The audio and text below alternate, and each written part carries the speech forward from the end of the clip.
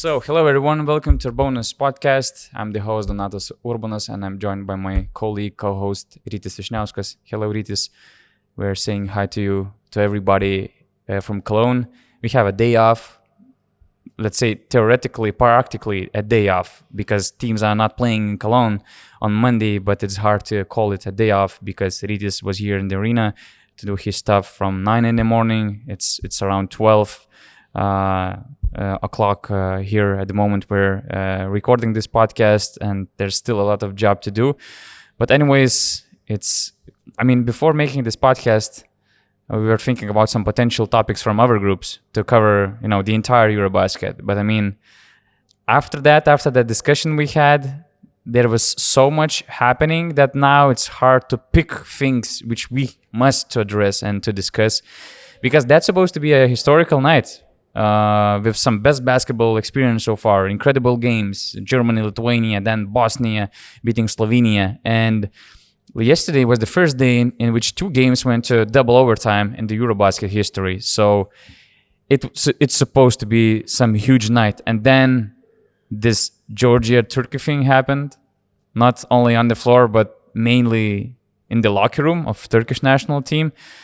Then this crazy situation with referees missing a free throw to call for Lithuanians over the technical foul Gordon Herbert got, and then trying to, put Lithuanians on the free throw line in the end of the regulation because they kind of reminded that we have to, we missed that call. So a lot of crazy things happening, but let's start probably with things in Georgia, right? Depends how you want to start, because I think it was bigger because I don't remember the last time when some national team threatened to leave the EuroBasket if FIBA won't show the footage of the locker room where three players reportedly, or at least Turkish representatives, assaulted Turkish national team guard Furkan Korkmaz and the assistant coach, physio coach, I think. And we're talking about three big names. It's Tauku Şengelye, surprisingly, because he's injured and he has huge problems with his shoulder, right? Then Goga Bitadze and Sanadze was also there, reportedly attacking Korkmaz. It's crazy. It's just crazy. I don't know. We're far away from Tbilisi. We're here in Cologne, and Group B is just as crazy as it gets. After Bosnia and Herzegovina won against Slovenia, the Balkan derby, you could say, things are really messed up. And when we're watching those other groups, we're so jealous, like from Lithuanian perspective, how easy it is to just qualify for the knockout stage, because you just need to beat one or two teams and you're in. And Group A, for example, at the moment, Belgium or Montenegro, they have a legitimate chance to be the leaders of the group, because Belgium beat Spain, which was kind of an underrated thing from yesterday, because everything else seemed much bigger. But Belgium winning against Spain, I think for Belgian team is something amazing, probably the biggest win of their basketball history so far. Anyways, but getting back to the topic about Turkey and Georgia. By the way, just one thing. I wonder how many teams of this group, of the group of Spain, Turkey, and Belgium, will advance to quarterfinals. It could easily be that all four death of group teams will beat them in the next stage. Yeah, it's group of death for a reason, because Bosnia and Herzegovina, all of a sudden, they're not the fifth team right now. They're just one win away from clinching the playoffs, and Lithuania would be out. It's out of our hands right now. Yeah, we have to depend on France, and France is not playing very good basketball. For example, yesterday against Hungary, they barely won the game, and Vojvoda was celebrating his birthday yesterday, and I saw him hitting even more difficult shots. So if that three-pointer would go in, that was a good shot. Maybe Hungary would stun everybody by beating France, but in the end, France got their second victory. So yeah, Turkey, Georgia. I don't really have any words, right? Like how can this happen? And some things are obviously, again, is responsibility of FIBA. I'm talking about, for example, those 22 seconds that disappeared from the game while Korkmaz was fighting with the opponents. The clock was running and nobody noticed that. And like 22 seconds gone. I was even thinking about making a ranking of the most terrible things, most ridiculous things that happened. Most ridiculous not things. only yesterday, but just in that particular game in Tbilisi. I mean, I couldn't see the full game because I was busy with our stuff here in Lanxess Arena. But yeah, we've read the comments, we saw the reactions, we know how the Turkish national team reacted. Like you said, they're threatening to leave the EuroBasket if they don't get that camera footage. And they're super confident, I mean, that they were right and that Georgian national team players will be punished. I don't have a take on that because I don't know how things escalated, what was said, and what was done after. I can give you some, let's say, inside, which is coming more from Turkish side, because some Turkish representatives, including Ömer Onan, for example, from the Turkish Basketball Federation, they provided their own view of the situation. I also have sources who are bringing the information from more of a Turkish side. We didn't hear yet anything from Georgians, but the main idea is that that particular fight between Korkmaz and Sanadze was not a big deal. I mean, there were no punches, nothing that bad. Okay, both players were ejected, but it wasn't that bad. From what I understood and from what's the general feeling in Turkish camp is that after some foul call, Sanadze made a okay foul against Korkmaz when he tried to dunk the ball. And at least there's a feeling in Turkish camp that Korkmaz was called as something like probably we can curse on our podcast. It's not that bad, you know. Something like a fucking Turkish pussy or something like that. At least that's the, you know, message which is coming from that camp. And of course, Korkmaz got mad, so he wanted to say something of that, you know, that view when they just, you know, put their heads to each other was epic. And then the thing was that Korkmaz kind of invited Sanadze to go outside, you know, to let's say talk, to have some talk about what happened, some men's talk. So that's what Sanadze did. The problem is that he also brought, like, you know, like we have some situations in street fights, in school fights. He just brought two friends, big friends. We usually go for centers, not guards, to having a fight. So he took Shengelia and Bitadze, and from what I heard, thank God that there was this physio coach who is 6'9", who helped Korkmaz at least to, let's say, avoid as many punches as it was possible, because from what I've heard, he has blue eye right now, not Korkmaz, but this physio coach, and some punches were thrown. At least that's what is told. We're very interesting to see this footage. But yeah, Korkmaz was kind of, you know, beaten. He defended himself, and the whole situation was really bad. But we just didn't know nothing about that until the game finished. And then we saw all these Turkish representatives coming on the record and saying what had happened, and now they're waiting for this footage. It's just terrible. I mean, in terms of safety, of player safety, I cannot imagine how in such a heated situation you cannot, let's say, take care of the security. I mean, just try to, you know, split both players, you know, to have him somehow avoid each other in near the locker rooms. It just look. It's very simple. If an NBA player is ejected from an NBA game, he is led to the locker room like by free guards, free officers, or how do you call them? Security guards, probably. So that's it. Free big bodies leading the player to the locker room so that he wouldn't get in a fight with the fans, with some other players or coaches or whatever the conflict is at that moment. So in this case, from what I understand, they were on their own, just going there. There the were some tunnel. reports about security guys, but it felt like even they got kind of involved and didn't help Well, Korkmaz and Turkish I wouldn't want representatives to at all. be a security guard that's facing Shengelia. Even when he's injured and he's It's a just tough one-handed. task. It's a Yeah. tough task. I think for Toko, one hand is more than enough to do some damage. But let's wait and see how this escalates further. Let's wait and see how the Turkish Basketball Federation and the team reacts to everything that's gonna happen today, because today is a day off, and tomorrow they're supposed to play a game. What would be the right punishment in your eyes? How would you react if I don't know. Well, I've heard everything from just one side. Some people need to make decisions based on real evidence, and which is the footage. So if everything is as bad as it sounds right now, the Georgian team should get a huge punishment, in my opinion.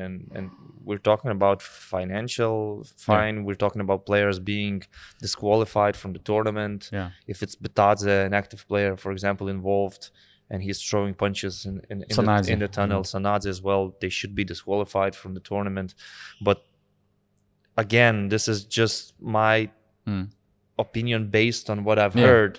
That's why we are waiting for We this need footage. to wait. And about Turkey, I cannot really imagine the general atmosphere inside the team right now, how to just focus on basketball. If it's such a hostile environment you were facing yesterday, and you have a game tomorrow, which means you have a practice today and probably some analysis in the video room, you have to prepare for your next opponent. This just sounds really crazy. And actually, Turkey is struggling. They're not playing good basketball. Maybe that's why they're threatening to leave the EuroBasket, but because they understand that they're not in a good position to win a medal. I mean, they could have been 3-0. They could have won that double overtime thriller. But even at 2-1 right now, they have 2 wins and 1 loss, which puts them in a decent position, because Spain also lost to Belgium, and Turkey should play Belgium tomorrow. But the quality of their basketball is really disappointing. I don't know when we are going to get to basketball, because there's so much to talk about besides that. But what you dislike the most about just to finish this punishment topic, I just found a precedent from the previous years. There was, if you remember, there was a huge fight in 2018 between Australia and Philippines. Yes. Ton Maker was involved, Chris Goulding, Daniel Kickert, and these were kind of, serious punishments. But of course, this was different kind of fight. It was the real fight. They were fighting, real brawl. but they were fighting on a court in front of the cameras, so we could see everything. Yeah, so Kickert got 5-game suspension, Maker 3 games, and Chris Goulding was suspended for 1 game. But if that was an assault, I mean, in the locker room, intentional assault, I would say. We're talking these about guys we're should be talking banned about from a the criminal EuroBasket. offense. Then, Exactly. Case, And it's bad. It's just not a real men's fight on the court, but it's something bigger. So it goes beyond everything, all the rational thinking. So they should be banned. But of course, let's wait for the footage. That's what we are waiting the most. FIBA is still they're silent, right? We just received. Was there a statement? Just an official statement from FIBA officers of our chat, which said that FIBA is currently investigating the incident and incidents in the mentioned game in Tbilisi, and they will make a statement after establishing all the facts, hopefully very soon. Okay. Yeah, so we want to talk about the game. What do you dislike the most about Turkish national team so far? Because so far they're not impressive. I don't like that Shane Larkin is just standing there in the corner for 3 possessions in a row, for example. Some other guy is playing the pick and roll with a big, and Larkin is just standing there. And it's unacceptable to see Shane Larkin shooting 2 or 3 field goals in the first half of the game. Shane Larkin is probably in the top 3 of EuroLeague players right now. He's playing for the same coach. He's averaging almost 20 points in EuroLeague.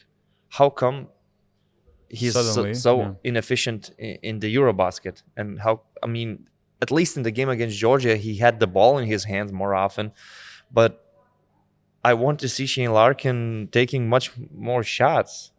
He's involving his teammates, but that's not where he's at his best. Like in Anadolu Efes, Micic has to be the guy who puts the players in the right positions, and Larkin is a pure scorer. He gets the screen, he shoots the ball to the basket. That's very simple. And Shane Larkin, probably you can see from his body language, doesn't really feel himself in this tournament so far. So that's one thing. The other thing, he played 49 minutes against Georgia. Yeah. From and how many 50 how many field goals? 14. And for example, so 14 field goals from Shane Larkin in 49 exactly. minutes. And for example, in the EuroLeague, in 32 minutes on average, he attempts almost 11 shots. Yeah. So this is he has ridiculous. So many options in FS. Like Vasilij Micic. You're surrounded by all these talented players. I'm not saying they don't have talent in Turkey. They have Osman, they have Korkmaz.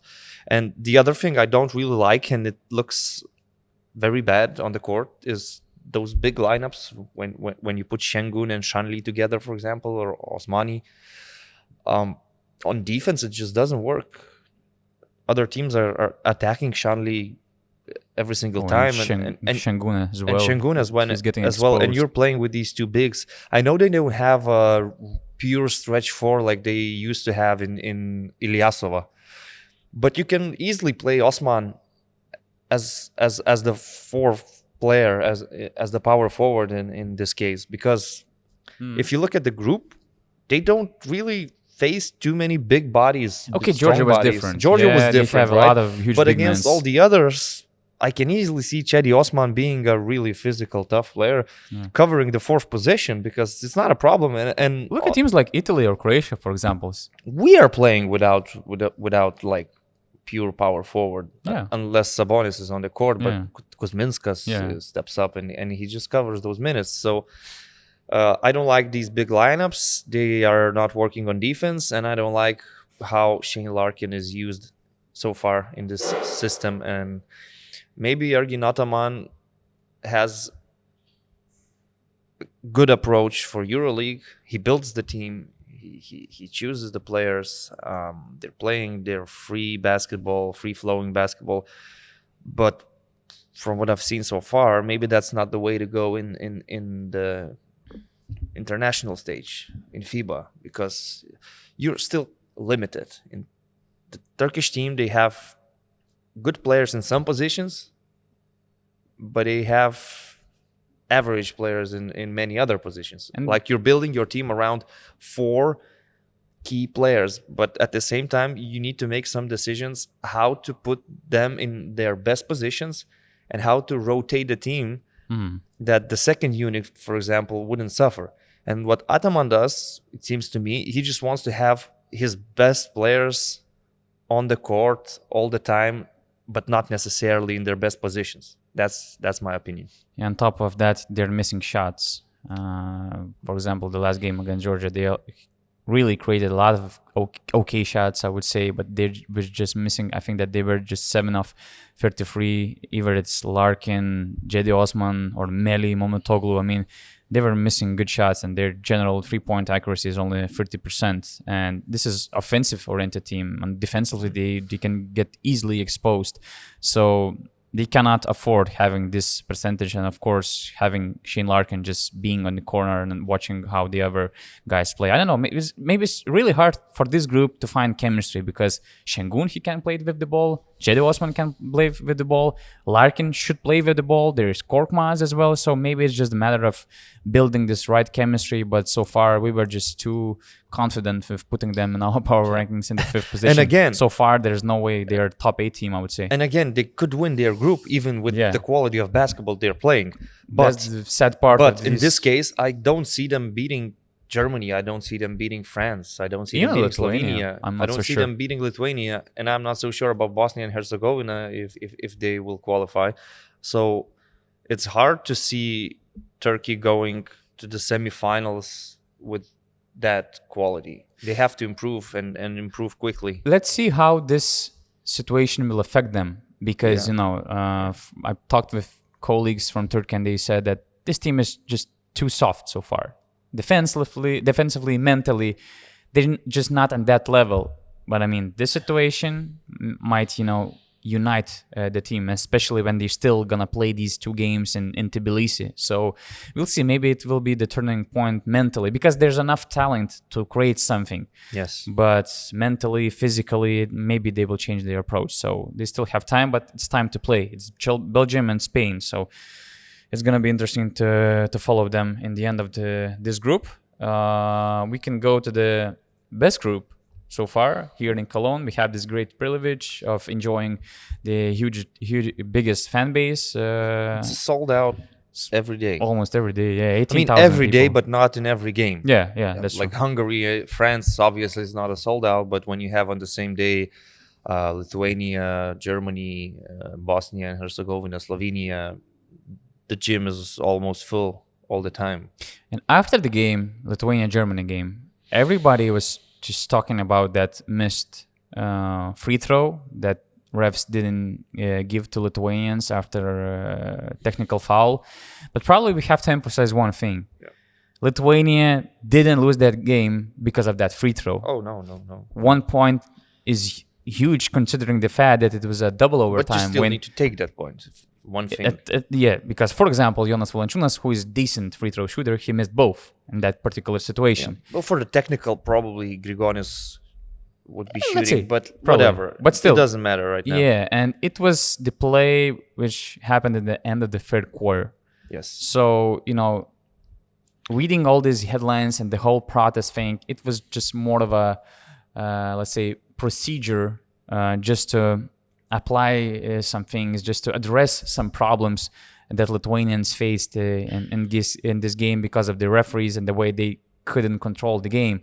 Because even probably the worst part of the situation was that refs really tried to correct their mistake in the end of the regulation, and it was on footage. They approached the German national team coaching staff. It was, I think, that like 10 seconds left. 7. The game was tied. 7 seconds left. The game was tied, and they wanted to say that, hey guys, we missed that free throw, and we'll send them to the free throw line, to make that one shot. Yeah, you have the last possession. Still, you can win the game, but you're going to be down by 1 instead of having a tie game and possibly going to overtime. So thank God for Germany team. They were not happy with that. They expressed their disappointment, disagreement with the situation, and let's say, according to Lithuanian coaching staff, referees were too afraid of, putting this situation in, let's say, circus, because it was a circus already. I mean, and you cannot, when you make a critical mistake,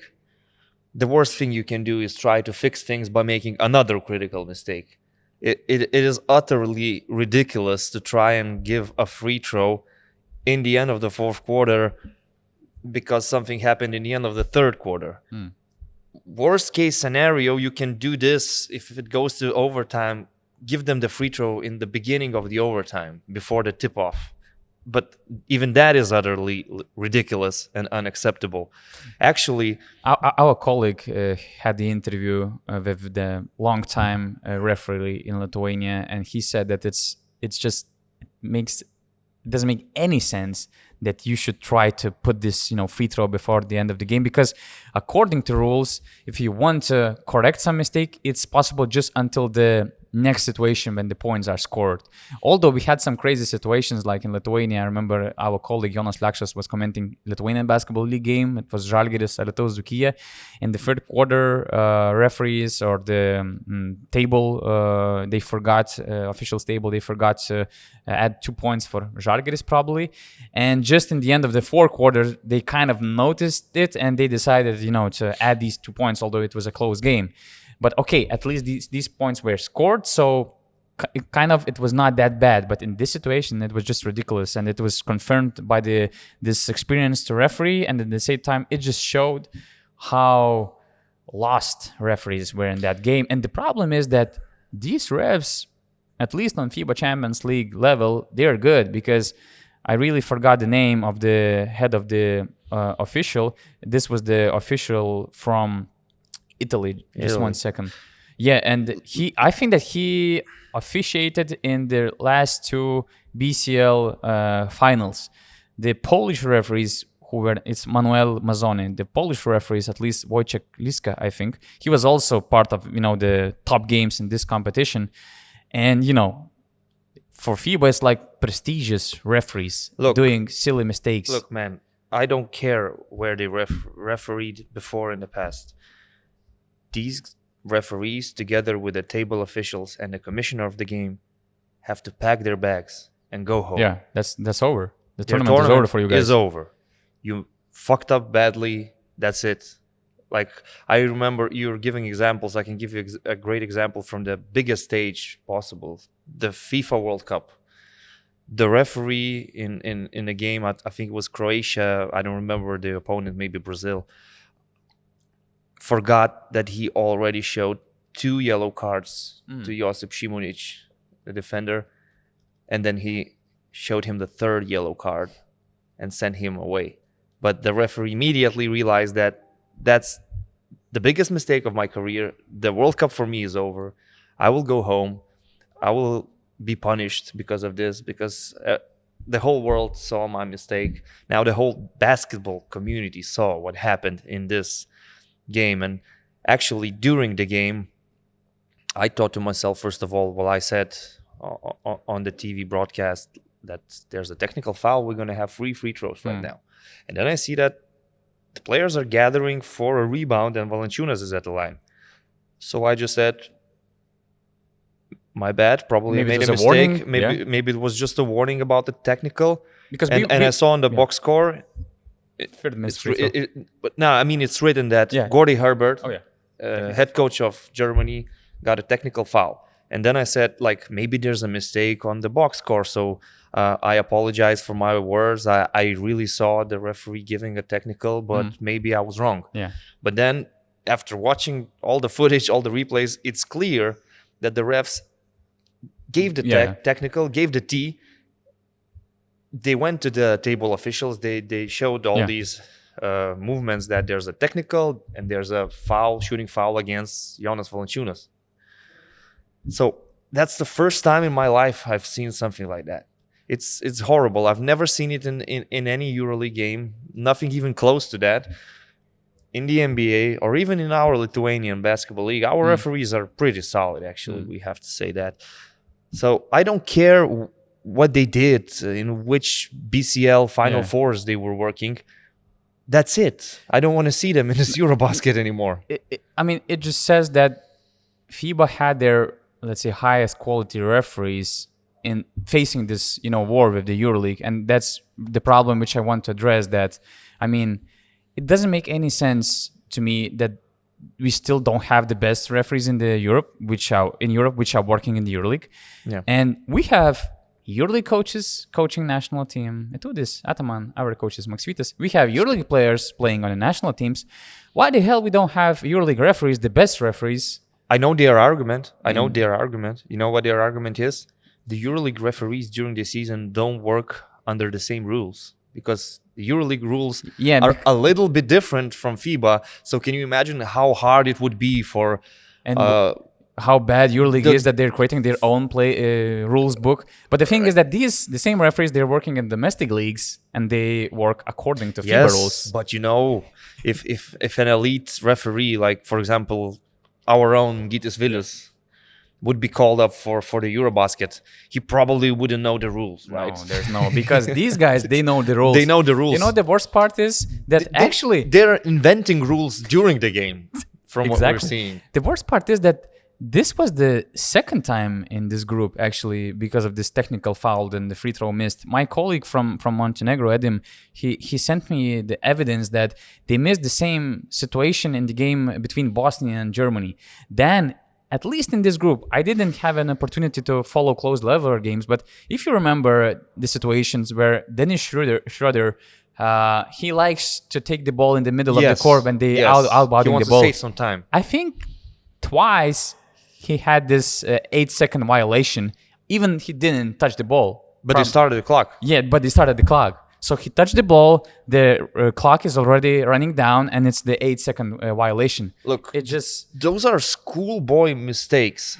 How in the world can this happen on the biggest stage of European basketball? I mean, I can accept an honest mistake from the referee, a missed call, a bad call about part the, of the out game. of bounds Yeah. play, a bad call giving a personal foul to somebody, missing some contact under the rim.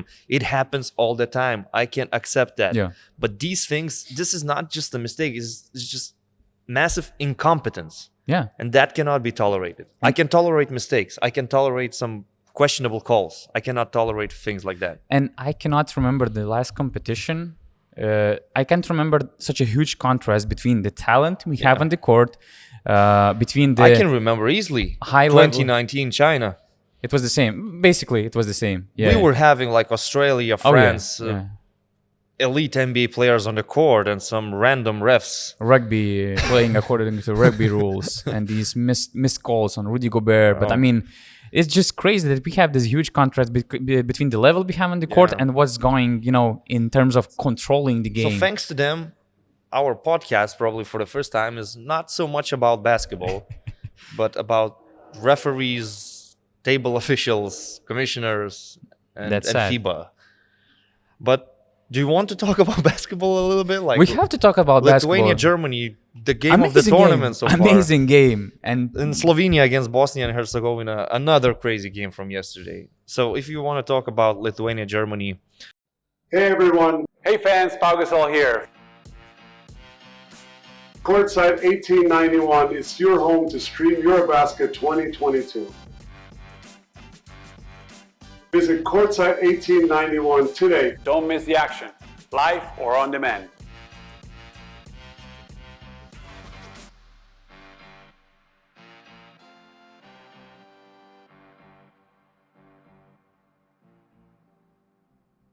Do you remember what I said about Franz Wagner? I remember. Like I said, he does all the right things and his fundamentals are so strong. We already- His basketball IQ is so strong and he doesn't have any weak spots. Yeah. So what did we see yesterday?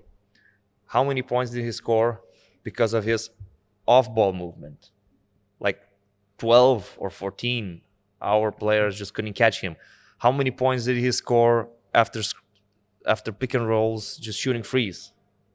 I think it was like a couple of very deep three-pointers that he hit, like Luka Doncic range or Damian Lillard.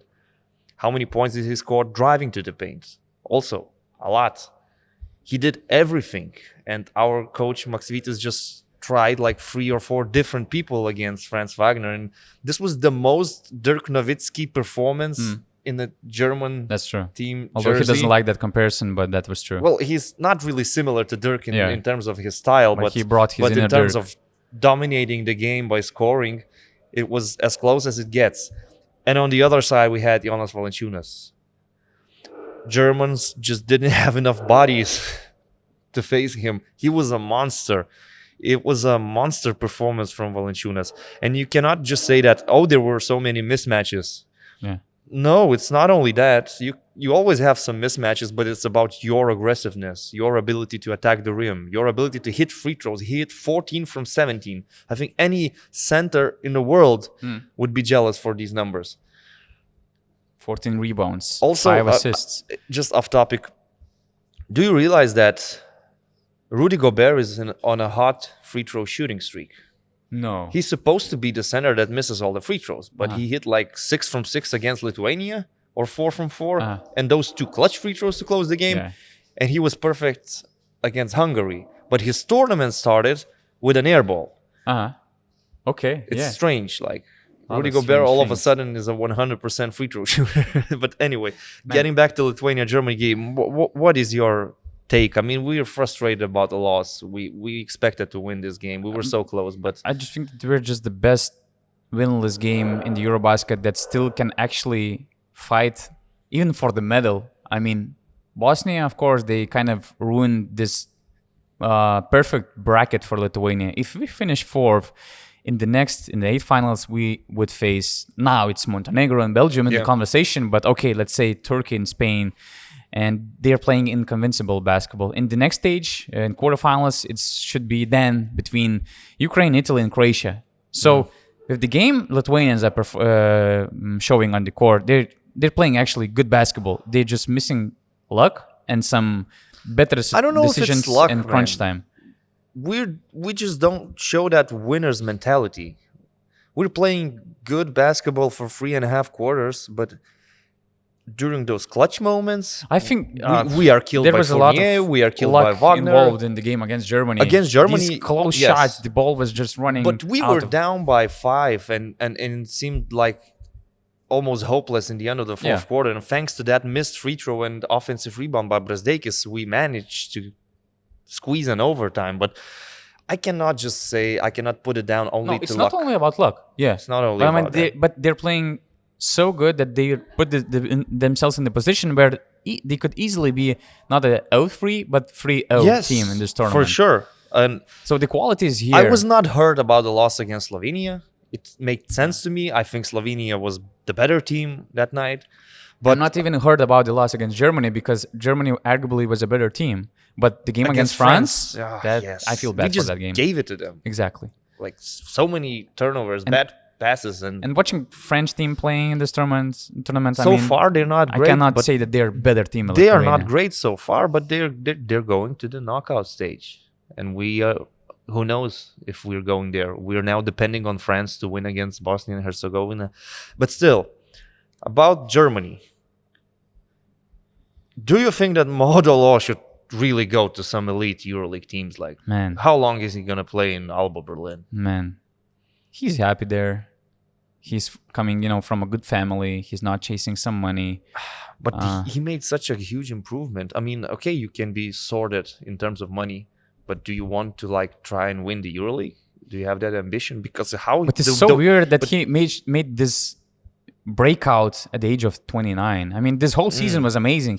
He was probably the most improved EuroLeague player compared to the last year. He was averaging 8 points. Now he was 15, 16 point player in this EuroBasket. As I said before, he's just cooking. Look, He's winning games for Germany. Do you remember the sequence when Echodas was our center? He was switching all, and he was facing Modolo. I mean, Echodas did what he can, but Modolo had so much confidence taking those 2 3-pointers. I would say 2 daggers. It's not like they decided the game. We still had a chance, but those shots were crucial. Dennis Schroeder did what he does usually. You can expect things like that from him. He's inconsistent, but sometimes he can just explode. At the right moment. That's what he did in the overtime. But Modolo, so far, he's having a great tournament. He had an amazing EuroLeague season. His handles are sick. Sometimes he reminds me of Allen Iverson, the way he does the crossover. So I would like to see him really in one of the elite EuroLeague teams. They need why not? Why not? Strong backcourt He player. could help them a lot. The funny thing Some is players that are late bloomers, and probably Modolo playing his best basketball at the age of 29 when he's matured. He always had these One skills. of the examples. he was but just he didn't lacking have the some- consistency. Yeah, He had the skills, didn't have the consistency. Now he has confidence. He's consistent. he looks like the NBA player actually playing on this team. And the crazy thing is that I heard that maybe during the last season or in the end of the season, Žalgiris Kaunas was even looking at ways maybe to take Modolo from Alba, and maybe he was about to go out from his contract with Berlin. So you can only imagine what kind of talent Žalgiris would have had if the things went on their And Germany according to is topping plans. the group right now. They're top of the group because Slovenia lost. And they actually deserve to win this group.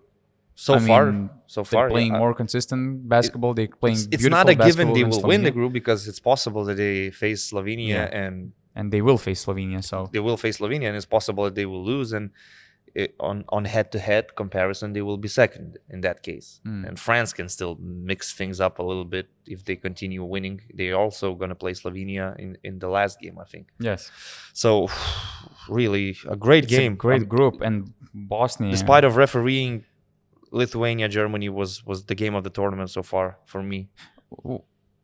do you expect that France can decide just to leave us out of the playoffs by doing some math games? Well, it wouldn't be their Because intention to. sometimes team do these.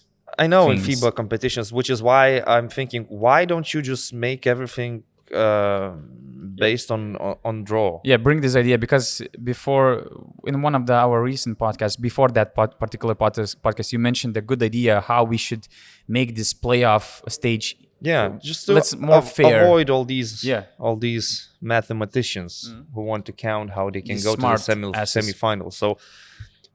So we have 4 groups of 6, right? 4 teams out of 6 qualify. That's fine. The system works. But then why do you need to make this bracket that you already know the path through which you're going to go? Just continue drawing the teams. Just put them in pot 1, pot 2, pot 1 faces pot 4, pot 2 faces pot 3. So you wouldn't know your opponent. You wouldn't be able to choose. Because right now France is in a position to choose what they want to do.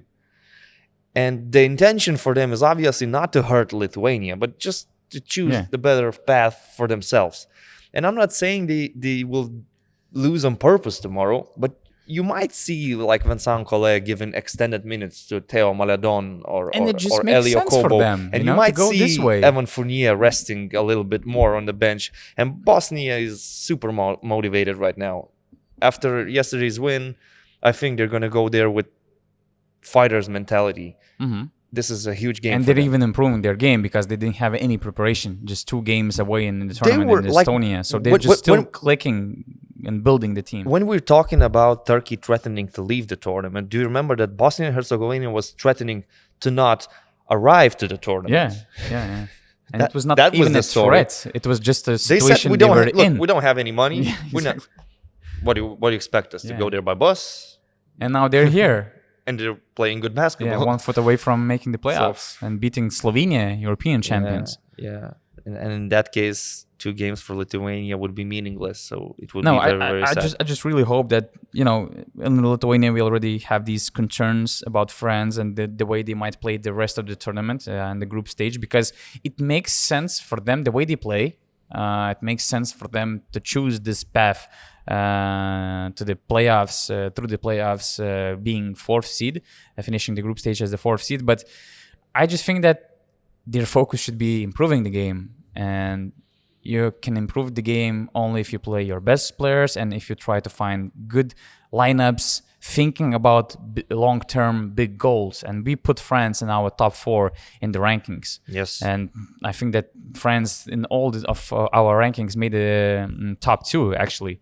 So I think that thinking about the long-term goal, having players like Evan Fournier, who is a very great person through war, I just hope and I truly believe that there won't be that conversation that, hey, maybe let's try to play Theo Maledon more. You better be there tomorrow with, I don't know, some French merchandise and singing the national anthem. You have some time to learn the lyrics. Yeah, it's amazing national anthem, by the way. So one of the best. So I would be glad to learn lyrics. just be there and try to. Oh, there will be try to- enough try to Lithuanian support. fans I know that. supporting France. It's a funny thing because usually Lithuanian fans don't really love those big basketball powerhouses like Spain or France because they're one of our rivals. But in this case, we have to depend on them, right? And anyway, how shocked were you about Bosnians winning the Balkan Derby? I don't know if I mentioned it on the previous podcast, but when I saw them playing against France in the World Cup qualifiers, I was fascinated about this team. Nurkic, Musa, Robertson, when he got hot, and he got hot actually yesterday. They can be an amazing team, and they were an amazing team against France in many stretches.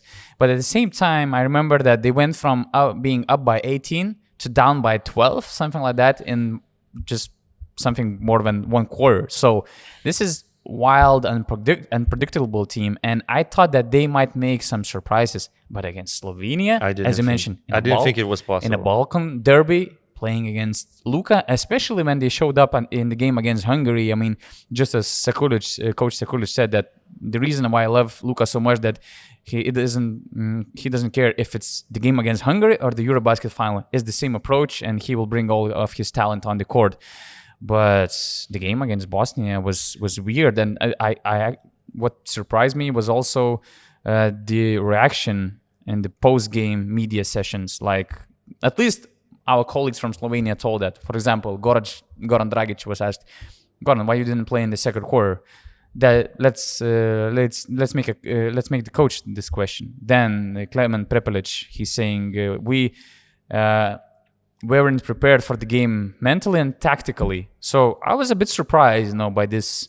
Like, Almost criticizing your own coach, right? Sending some messages to your coaching staff. Something is going on. I saw the footage of Luka being angry on his teammates and on the last minute of the game, that he told with this shitty approach and performance, we're thinking about the finals. Well, what the hell, guys? I mean, it's not about that. So, well, first of all, to make things clear, there was no defense in that game, and Bosnia, they have a lot of talent.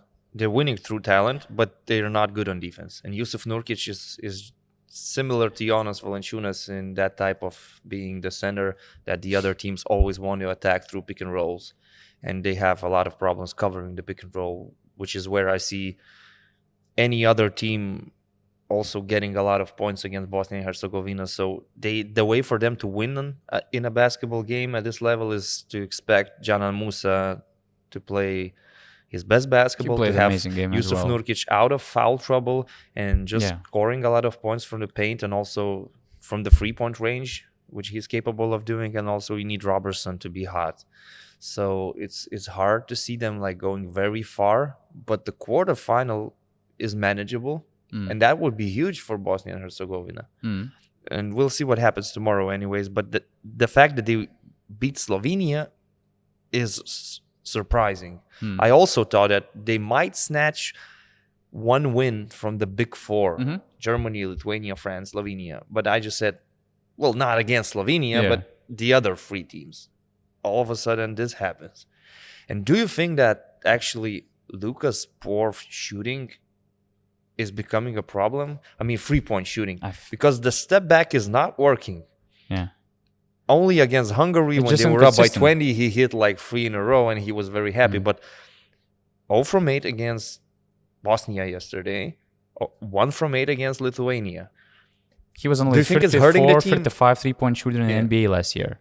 Do you think it's hurting the team a little bit? I mean, he's doing all the other things. Yeah. Of course it's not helping, especially if they played those close games. Yeah. He has to make at least half of these shots. I mean, at least 33% of these shots. Of course, it's hurting them, and especially when he's taking such a huge load offensively. Because when the game goes down the line, he's not passing the ball. He wants to decide it by himself. Of course, it's hurting them. So if he's not hitting his free throws consistently and the step back isn't working, well, he's giving something to the opposing team. If they can live with his step back and if he's driving, they can foul him. And that's what Lithuania did, actually. Yeah. They easily switch with Jonas Valanciunas, who has no chances playing one-on-one when the guard penetrates. But he decided to take all these three-pointers.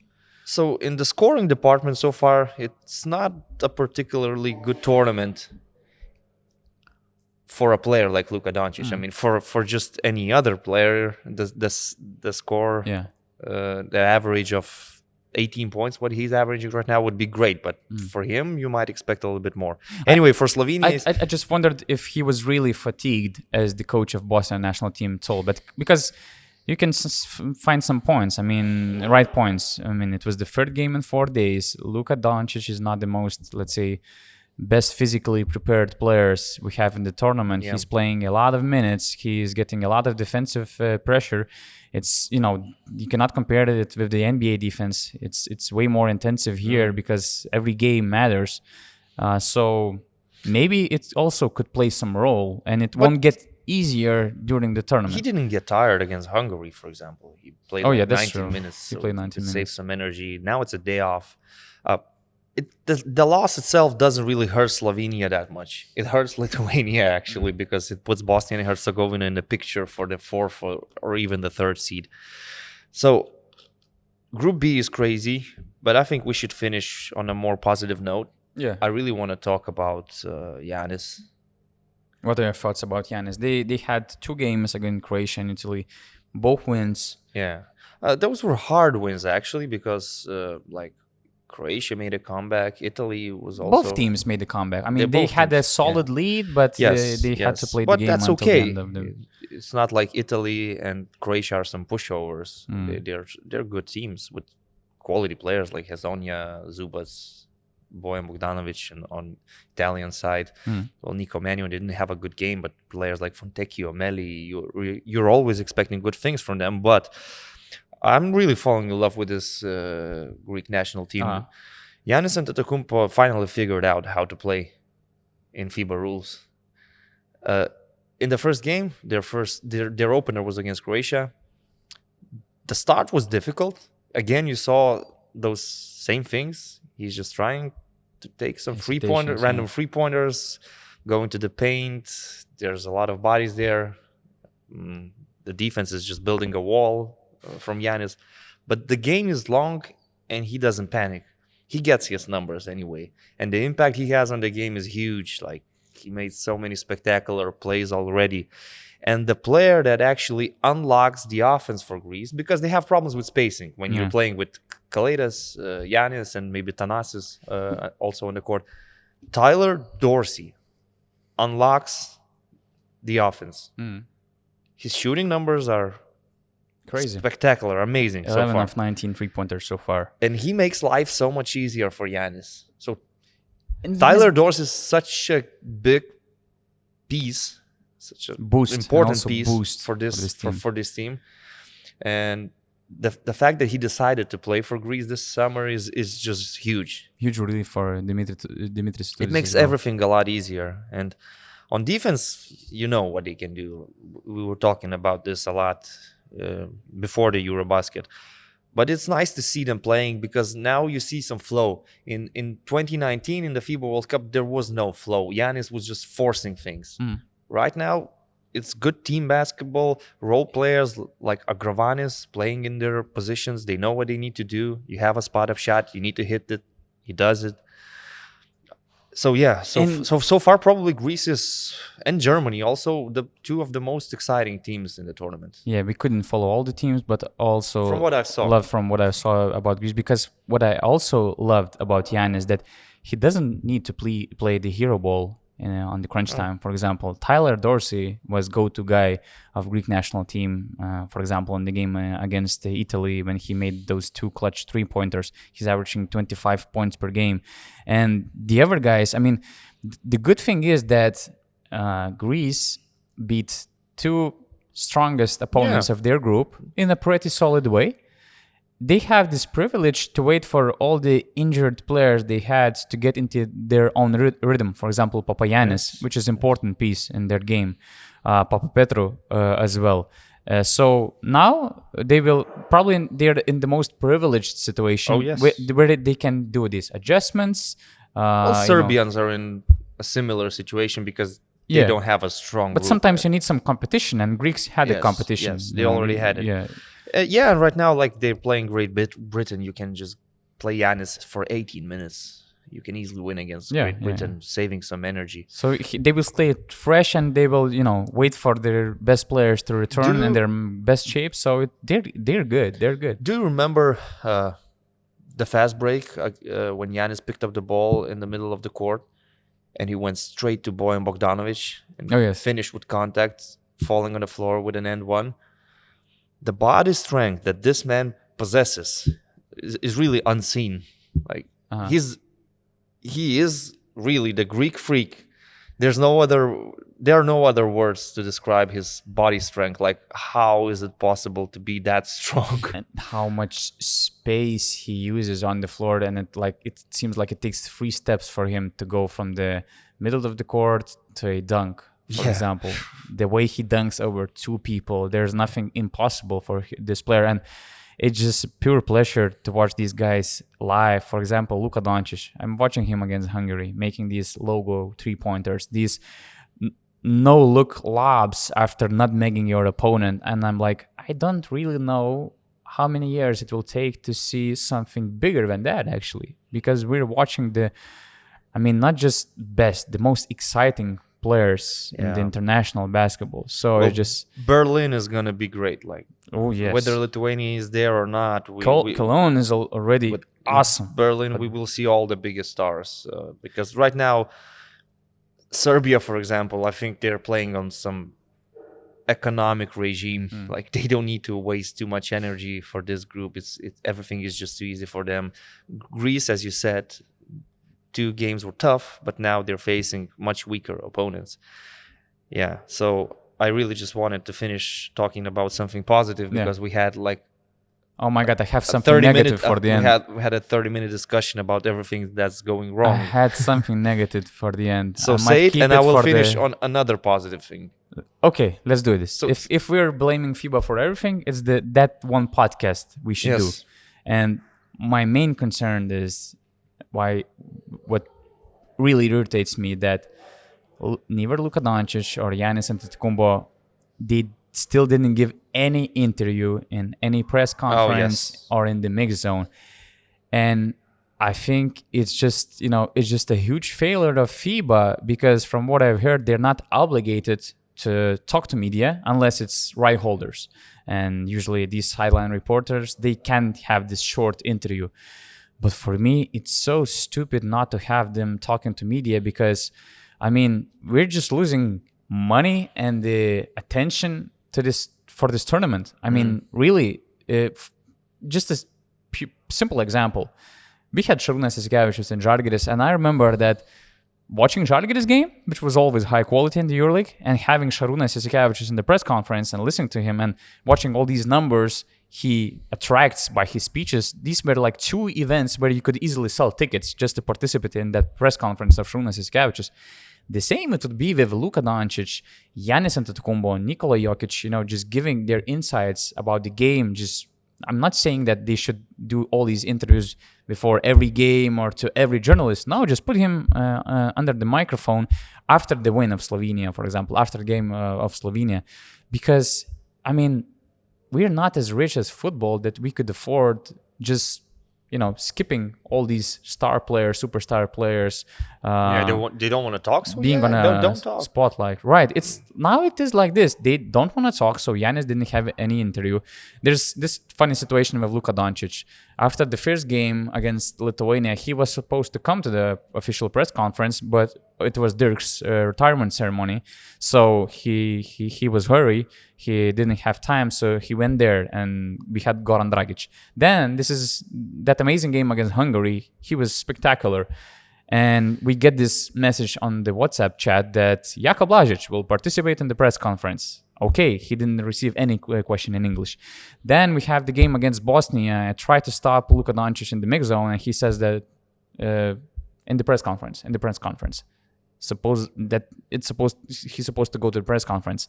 Then I see the press officer of the Slovenian national team just doing bodyguard role, playing bodyguard role to Latko Čančar, and I realized that Latko Čančar is the guy who will be in the press conference, and yeah, that's how it goes. So for me, it doesn't make any sense. I just think that FIBA says that they cannot, force players to talk to media, but I think it's a huge loss attention-wise, popularity-wise.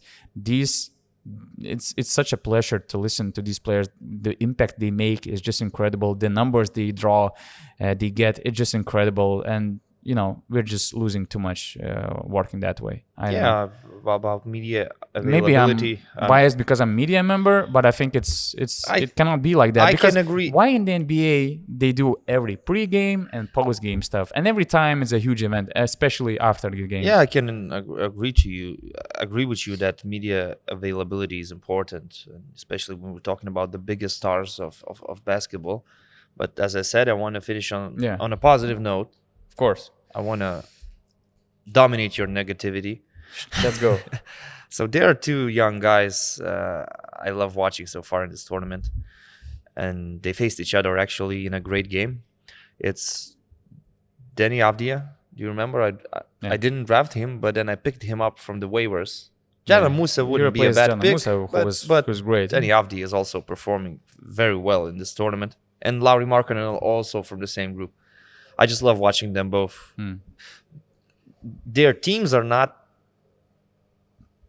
some of the elite teams in this competition, but these 2 players make their team so much better. Like Lauri Markkanen is a dominant force on offense, and sometimes even you could say unstoppable, because whether you throw big bodies at him or you throw some quicker but smaller players, he always finds a way to score.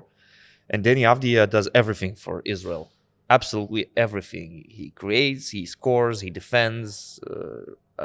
A great talent, really, and he's improving in the NBA. I think he had a very good season in Washington Wizards last year, and maybe next season will be even better. So, as I said, I wanted to finish on a positive note.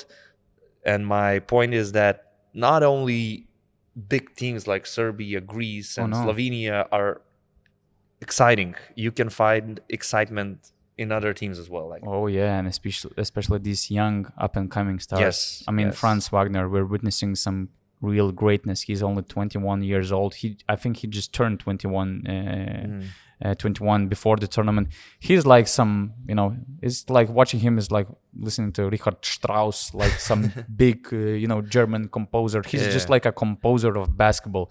And he's just, 21. The way he reads the game, you cannot believe that he's 21 years old. The way he behaves, even after the game. I remember probably it was after second win of Germany. I told that, hey guys, the way you play defense, the way you put so much effort in defense and translate it into a fascinating transition game, the way you enjoy yourselves, you're so fun team to watch. And he said, oh, thank you. I mean, and he was so polite, so involved. So he's not just a great player, but a wonderful young man. He's so smart on the basketball court that sometimes you're thinking he's going to invent a cure for cancer playing basketball. Yeah, could be. Yeah, so huge kudos to all these young guys delivering in this EuroBasket. Let's hope that these talents won't be overshadowed by the problems we already face in FIBA competition. Thanks a lot for listening to us. Please don't forget to subscribe our channel. And as the head of video told Gytis Blaževičius, that by pressing like button, you're really helping us to get a bigger audience, and you're really helping us to grow as a podcast. So please press this like button, subscribe us, and follow EuroBasket News on basketnews.com. Rytis Vyšniauskas, Donatas Raubonas. See you soon, probably from Berlin. Thanks for watching.